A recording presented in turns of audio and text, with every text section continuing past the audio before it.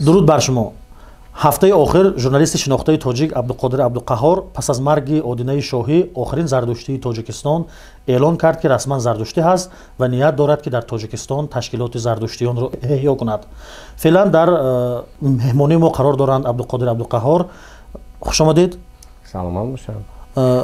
хотиррасон мекунам ки баъди 1-2-3 рӯз ҳуҷҷатҳо омода шуда истодааст. аз ин баъд яъне ман номи расмиамро дигар кардам, қонунӣ.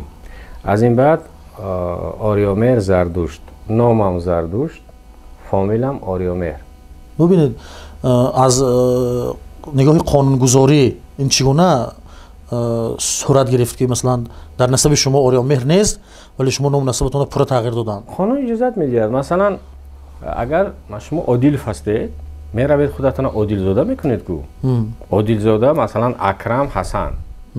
ман ҳам ҳақ дорам ки Талбаков Абдуқодир Абдуқаҳҳорро Ориомеҳр Зардуш Спитамон кунам. фақат ин дар насабномаи гузаштаи шумо Спитамону Зардуш нест ку? дуруст, вале ман ҳамчун шаҳрванд ҳақ дорам ки табдили ном кунам ва баъдан як варақа медиҳанд дар дохили шиноснома ки номи қаблият Талбаков Абдуқодир Абдуқодирович аст. вобаста ба бонк, вобаста ба вазифа, вобаста ба мақомҳои дигар дар дигар соҳаҳо кор кардаӣ ва ин як муддат ҳамин ҳуҷҷат дар даруни шиносномаи навад меистад. яъне ки шуморо ҳамчун Талбаков Абдуқодир мешиносанд вале дар шиносномаи шумо Ориомер Зардушт. унҷо справка аст. хоб гувоҳнома аст ки воқеан ҳамин одам шиносномаашро дигар кард, аз ному насаби пештарааш даргузашт ва ному насаби тоза интихоб кард. тамом. бубинед, чун аз Одинаи Шоҳӣ суҳбат кардем, дар оғози суҳбат дар расонаҳо навиштанд ки эшонро ба анъанаҳои мусалмонӣ ҷаноза карданд, дафн карданд. шумо ба ин чӣ назар доред? чаро чунин сурат гирифтааст? хуб, назари ман чунин аст. ман гумон мекунам ки баъзе суханҳоро, баъзе гапҳоро ҳукумати ноҳия ё ки аҳли фарҳанги ҷомеа ҳамон ноҳияи Шоҳин пинҳон дошта истоданд. то ҷое ки ман иттилоъ дорам, яъне имоми ӯ масҷид, имоми ҷомеи ӯ масҷид ба қавле сарпечӣ кардааст аз ҷанозааш. ҷанозаашро ҳарчанд вай масҷиди ҷомеа аст, вале имоми масҷиди ҷомеи ноҳия нахондааст.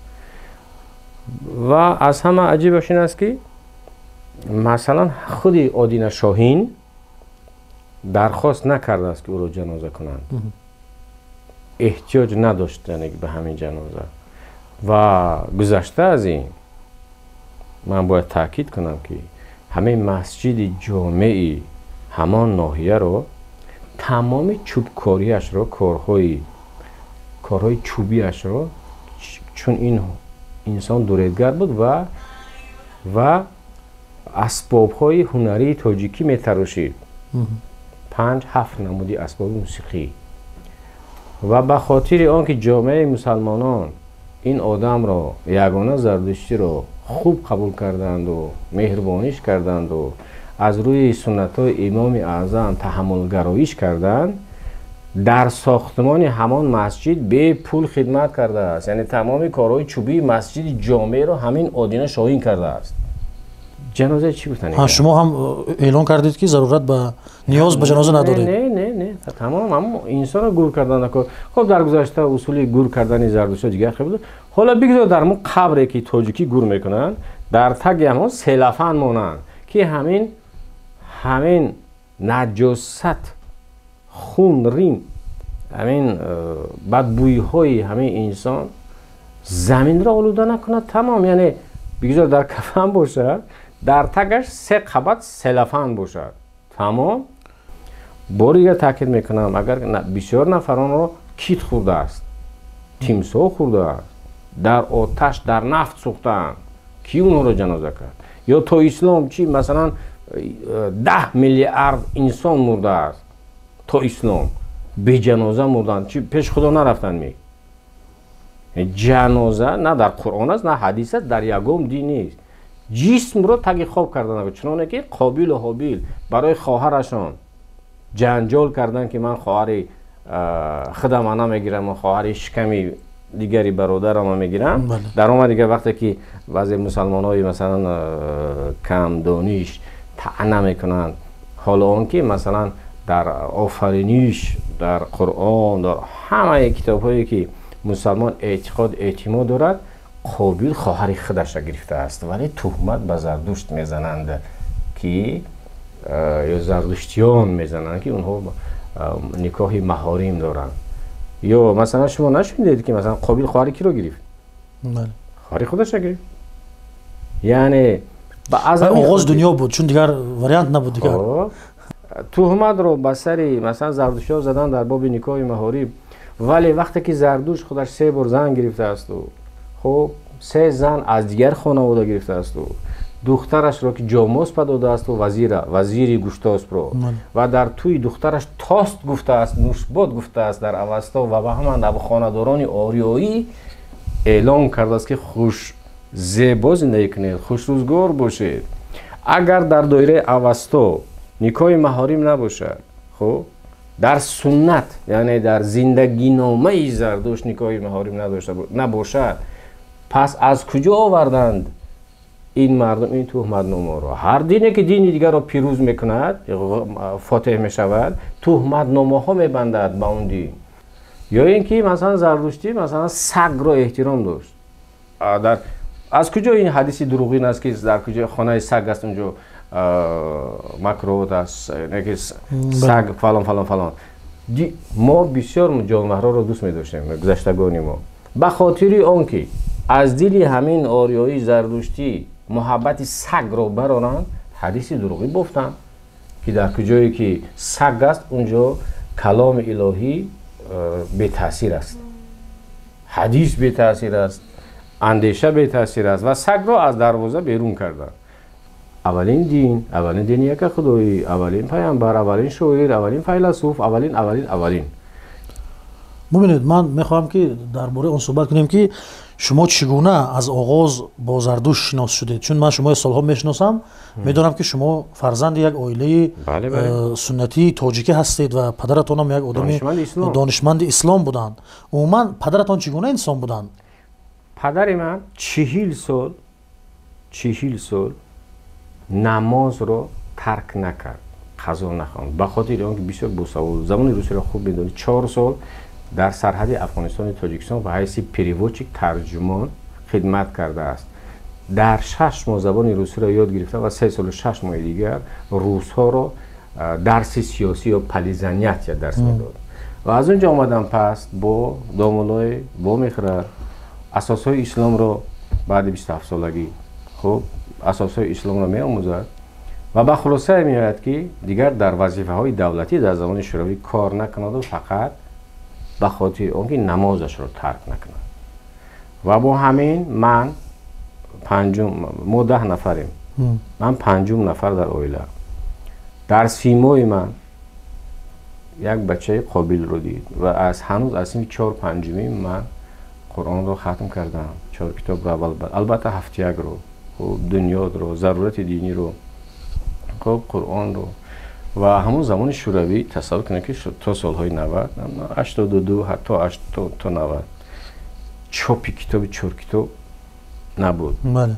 ولی پدرم مریدها داشتن، ما 4 کتابی اصیل داشتیم، 4 کتابی کامل داشتیم و من با توش پیرای شوروی درست کردم و نه کمتر از 20 نفر شاگردان مریدان پدرم را 4 کتابی کل نوشتم شب و روز. با سریلیک؟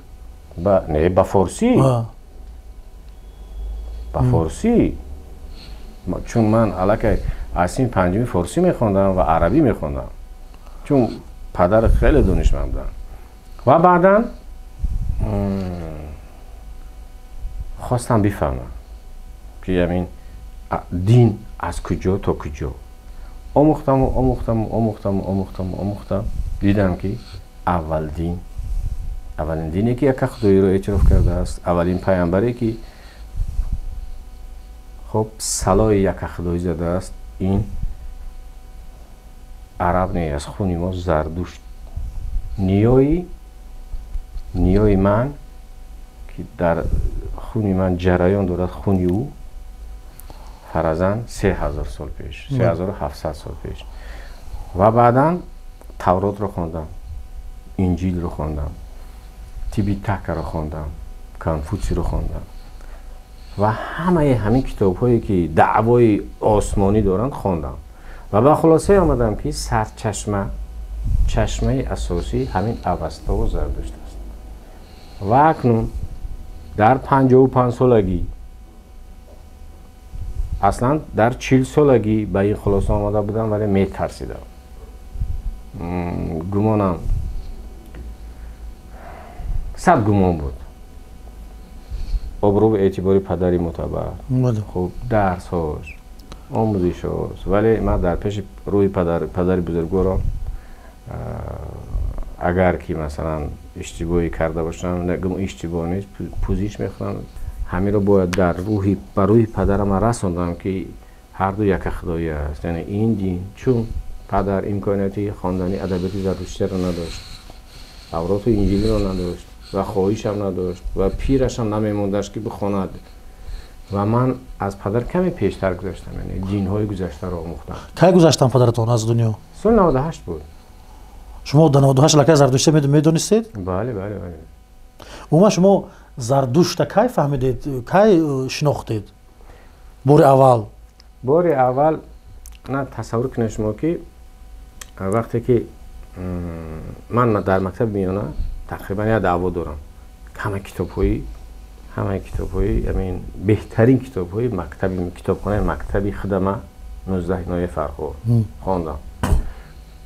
از این رفتم فرخور، کتابخانه فرخور بهترین کتابو و همچنین ابوتیرینت که داوطلب آمدم و باباخانی بابا نظر بخوردم که در خانه اپم، در خانه باباخان ستاروف، لاله خان ستاروف اینها اجاره نشین بودم و من دیدم که چیزهایی میخواند که من نمیدونم این چیزا رو. بعد پرسیدم، فهمیدم اوستا شناسی مشهور باباخانی بابا نظر. باید بگم برای تماشابینان که بابا نظر باباخان یکی از دانشمندای بسیار سرشناس تاجیک، داننده زبان سعودی و پهلوی و چندین زبان‌های مرده و زنده. بله. و در زمان شوروی یکی از اولین نفرانی که اوستا ترجمه کرده است به زبان ما. خب بوا خورده و بعدا من اندک با سیاه‌نویس و دست‌نویس وقتی که اونا کار می‌رفتن جایی می‌برم دیدم کتاب‌ها اوستا، دینکار، آثار پهلوی، همه کتاب‌های آثار پهلوی در دستش بود. چون وی علاقه ریشه شناس، سانسکریت، ویدهای هندی و بعدا چون خیلی ما کودک بودیم، هرچند مثلا علاقه 17-18 ساله، ولی درخواست کردم که به من معلومات بگید. بسیار شخص مهربان است. کوتاه گفت ولی گفت که حالا وقتی فهمیدن شما نیست، بسیار کاری دشوار است و با همین من مجذوب شدم، جذب شدم. خب بعدا گرفتم دیگه کتاب‌های دینی رو و خلاص کلام خواندم، اوستا رو خواندم، همش خواندم. با خلاصه اومدم که سال قیاس میکنیم، اسلام 1400 ساله، عیسوی ها 2023 ساله. نظر خب 2500 سال اگر گیریم موسوی ها زمان میسی، ولی 3700 تا 6000 سال زردشتی ها. مثلا اکثر کلی علمان دنیا 6000 سال میگن. هرچند مثلا من جهانی سپاس میگویم بعدا به جناب عالی که سال 2006 سال تمدن آریایی اعلام کرد، کتاب‌ها انتشار شدن، 2700 سالگی اوستا تجلیل شد. ولی خیلی نگران از آنها که بعدیانه که پرزیدنت به ما امکان داد ولی کسی دوام نداد این چیز رو. آیا ایده درست بود، همه اندیشو و از جمله در کتاب تاجیکان در آینه تاریخ جناب عالی اوستا رو انسیکلوپدی ملی میگوید، یعنی دانشنامه ملت میگوید. و من در یک از برنامه‌های دیگرم گفتم که مثلا فرق قرآن از اوستا چیست؟ قرآن فقط انسان میسازد، نابسته به ملت. خب کم از تاریخ عرب اونجا حکایت می شود و از گذشته های با یهودی ها کم، ولی اصلا هدفش انسان سازی است. از کجا ما فهمیدیم از اوستا؟ یعنی که همزمان یعنی که دو کتاب دو ملتی که دینش از خودش نیست، او دین ملت نمیسازد. با یادتون میگیرید ملتی که دینش ملی نیست، خب آیندهش نیست. یهودی خب دینش ملی است و آریایی دینش ملی است. همین رو باید احیا کرد، وگرنه از روی تعلیمات عرب اندیشه ملی نمیشه و ساخته. ببینید ما درباره محیط عائلات صحبت کردیم. عموما بعد از اونی که شما آهسته آهسته عقیده هاتون نسبت دین زرتشتی اعلان کردن سر کردید در فیسبوک، خیلی نسبت شما عقیده های شما گپ و گزارها زیاد شد. عموما محیط خانوادگی شما این چه چگونه قبول کرد؟ مثلا برادر، خواهر، همسرتون، فرزنداتون نفری از شما رو گرداند یا که با شما هستند؟ میدونید چی؟ از فرزندان پدر عذر میپرسم. بعدی مرگ پدر پیش از اون که درگذشتن به من گفتن که 9 فرزند و کتابخانه ام رو به تو سپردم. وقتی که یک شخص در عائله لیدر می شود، میدونی که با او بحث کمتر می شود، چون در زندگی، در سامان دادن زندگی همه اونها من سهم دارم.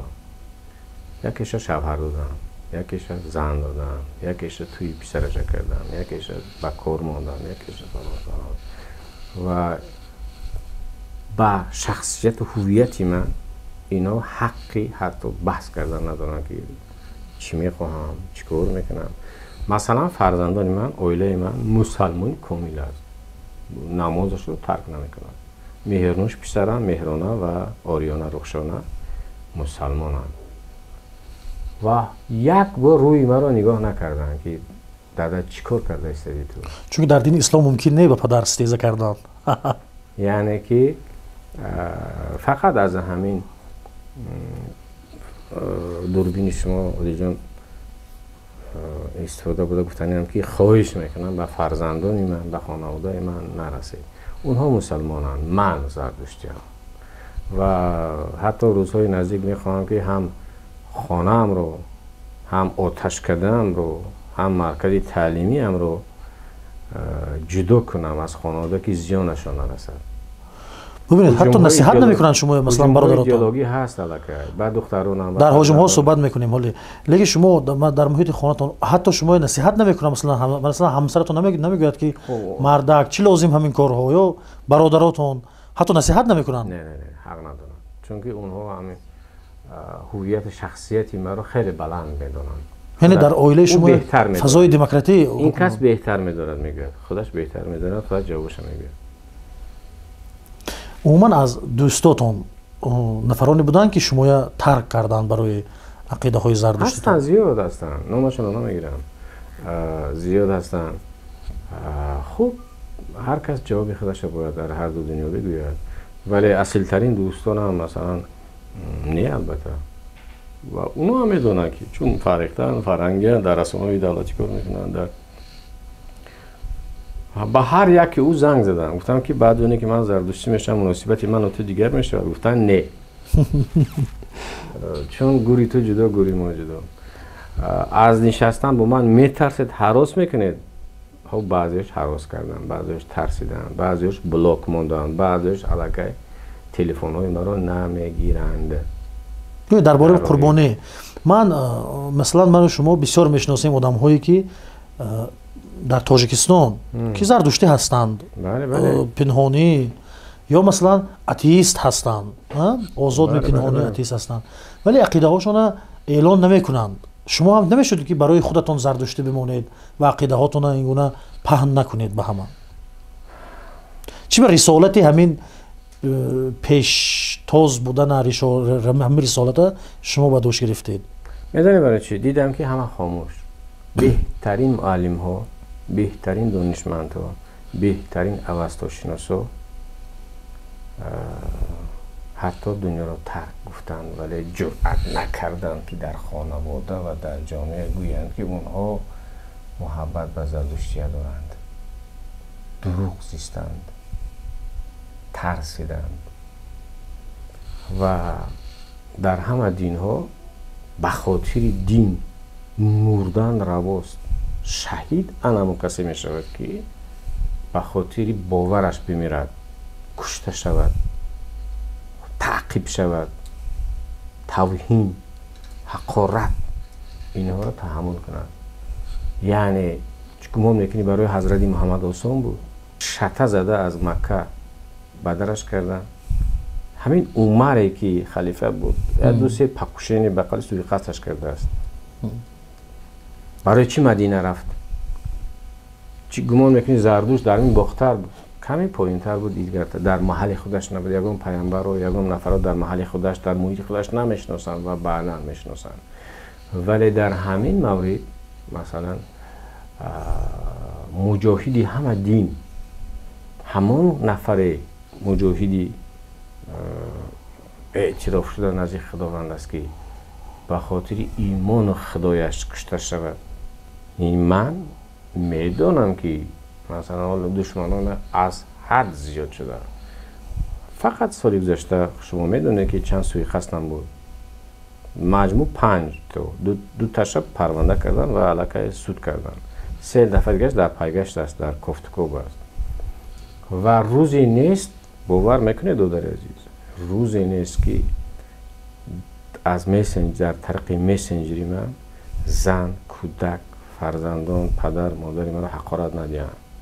روزی نیست که در کوچه های شهر دوشنبه وقتی که من حرکت میکنم از 10 نفر 3 نفر نگوید که بر پدرت لعنت زردشتی، زن تا فلان دختر اوی حرامه اوی زردشتی در نقلی و در و حتی از 10 تاکسی هایی که در دوشنبه کار میکنم از 10 تاکسی که من میکنم 3 تاش من نمیکند. میگه من زردشتی رو نمیبرم، خدمت رسانی نمیکنم. 2 نفرش رو علاقه مقامات وای کردن. میدونم از تاکسی 33 بود، یک 33 بود، یک نفر دیگرش از کدام یک وای دیگر بود. اون رو بحثای زیاد شد، حتی جنجال های خرخشه کردیم، کار به مقامات رفت و اونها مجازات شدن و دیگر از حق تاکسیرانی محروم شدن. شما چگونه تحمل میکنید همینقدر تعقیب و به خاطر زردشتی بزرگ، به خاطر آیین نیاکان، به خاطر اون که همین دین، همین پیامبر را در مسنه خودش در جزیره آزادی، حالا شده است افغانستان طالبی، ایرانش شده است آخوندی، این طرفش شده است فلانی. 10 میلیون تاجیکی ها این طرف در نمیگم چی شدن کی شدن اونها، ولی یگانه جزیره آزادی در قلمرو آریا مانده است تا تاجیکستان. قانون سرقانون مرا اجازت میدهد 3 شناسنامه در کار برای تهیه دین و تشکیلات جمعیتی. ولی من زردشتی را میدونم که از امریکاست، شتاتش رو نمیگویم. تنها در 10 سال اخیر حدود 200 نفر تاجیک را سیدره یا صدره پوشی کرده است. میخواهید فهمید صدره چیست؟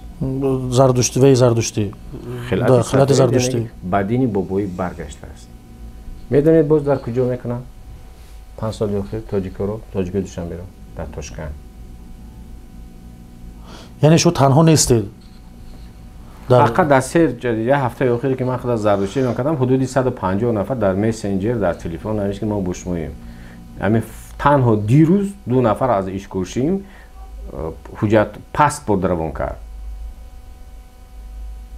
که ما انتظار بودیم. خب برادر دیگر از نامشون نمیگیرم که زیر خطر نمانن، پنجکن از طرفشن، این طرف کجا مون درواز، حتی که مثلا من انتظار نداشتم. حالا نمیدونم بچه خاطر مثلا بسیار از بچه های ونج من انتظار بودم، ولی نمیدونم بچه خاطر خیلی سخت حالا دین زده شدن. 2-3 نفرش رو میدونستم که در زمان دانشجویی حتما از داد زردشتی میزدن، ولی وقتی که اونا رو میگه که محیط دیگر ما رو نمیمونه. و بچه های سمرقند، بخارا، فرغانه، аллакай дар ман бо ҳар воситаҳо дар тамос шудам ки дар оин омад навис ки узви ҷамъият шудан метавонанд хориҷиҳо ҳам узви ҷамъияти шумо шаванд, яъне ки берун аз Тоҷикистон, то ки ҷамъияти шуморо мо комил кунем, пурра кунем, чун дар ватани мо ҳам ин имконот нест. масалан дар Латвия, дар Полша, дар Олмон онҳо зиёданд тоҷикон. бубинед, як дӯсти муштаракамон чанд вақт пеш вақте ки ҳам баҳсоиш авҷ гирифт, гуфт ки Абдуқодир ин корро барои шӯҳрат мекунад, чунки шӯҳрати воқеӣ ки дар солҳои 90 аввалҳои 2000 дошт аз даст дод, бинобар ин мехоҳад ки ҳамин аз арши шӯҳрат ба замин наафтад ва барои шӯҳрат мекунад. умуман шумо ин корро барои шӯҳрат мекунед? ҳамин савол агар ба шумо диям, шумо чӣ назар доред? маро мешиносед чанд соли охир. ман барои шӯҳрат мекунам.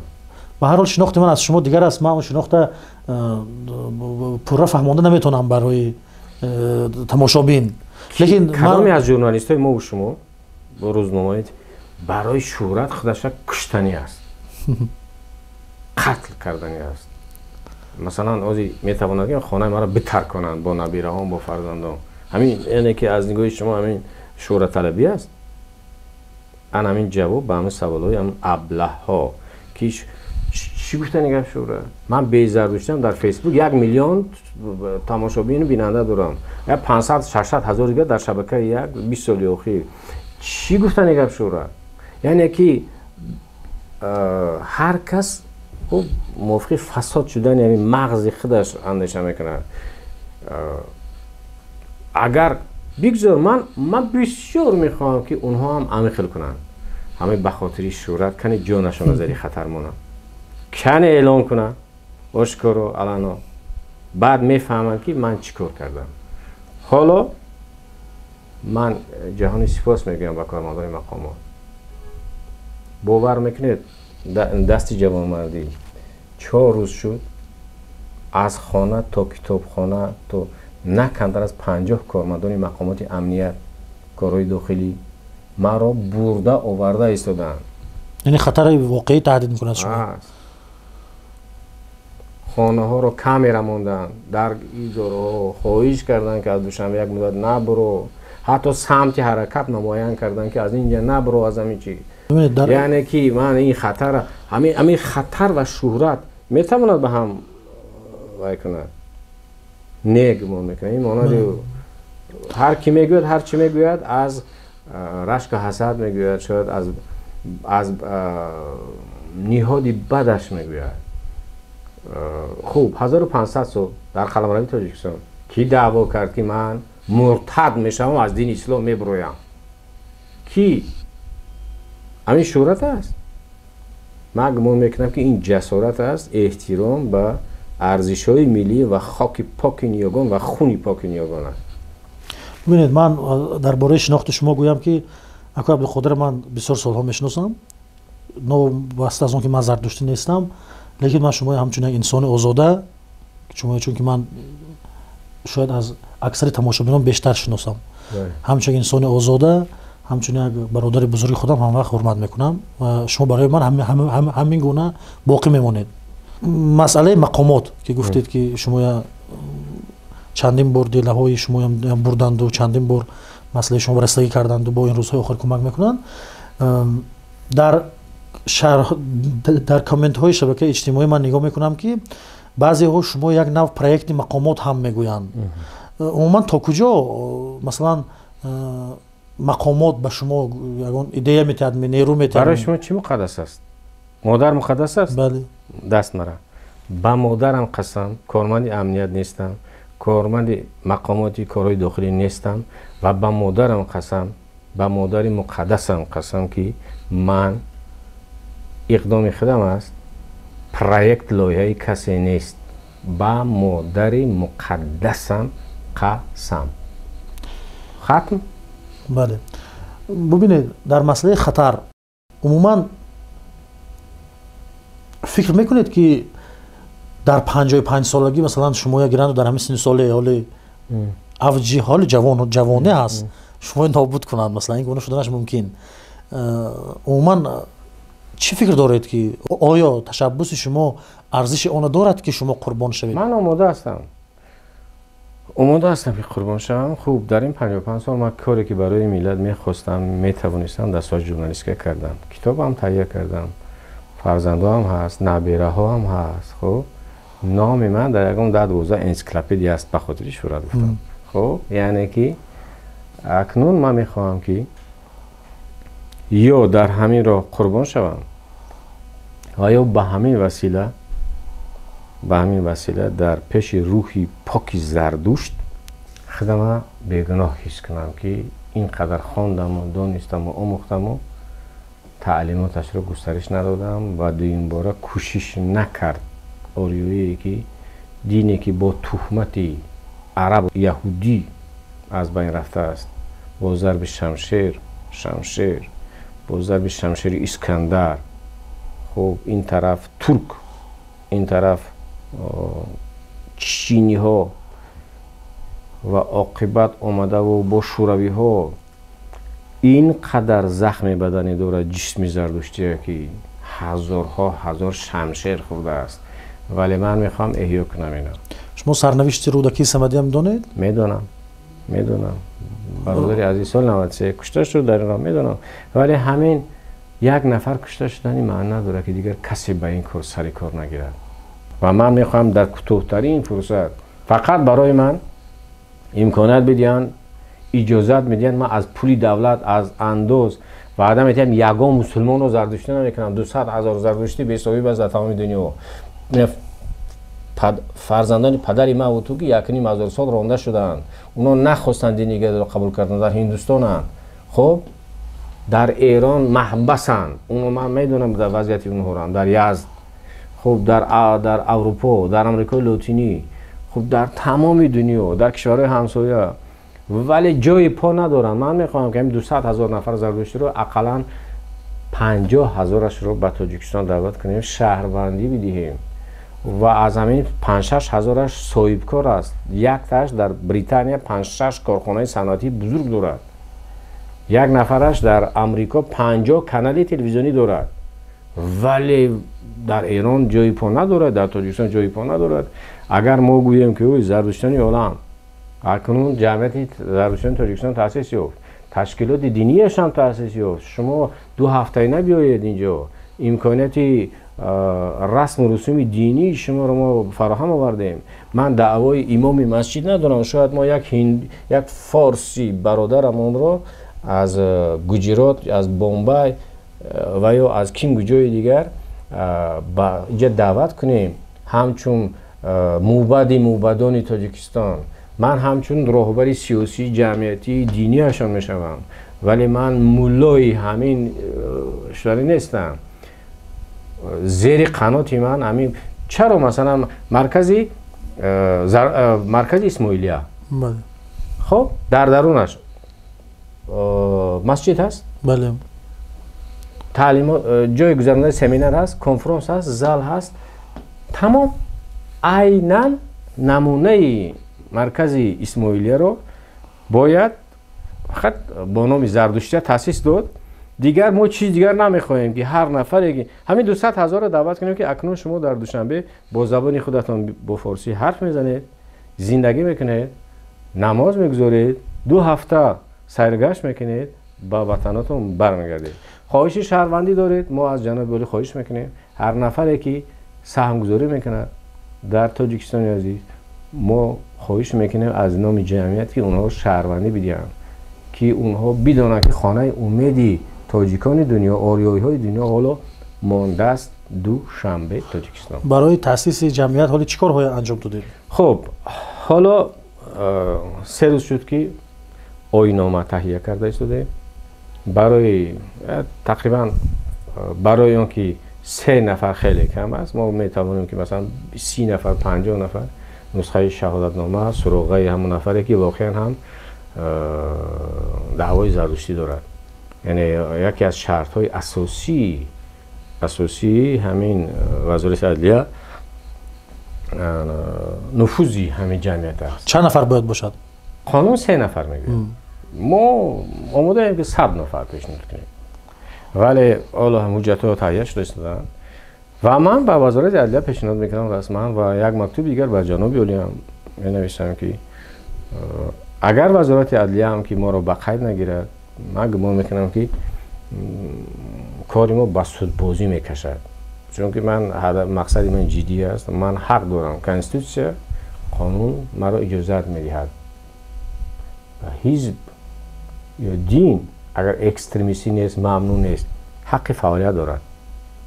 زردشتیه دینی بابایی ما نه اکستریمیستی است نه تروریستی، دینی دعوتی نیست، دینی خطرزا نیست، جهاد نیست در اونجا. یعنی شما با دعوت کردن به زردشتی مشغول نمیشید؟ نه، من به خارج کشور سرکار میگیرم.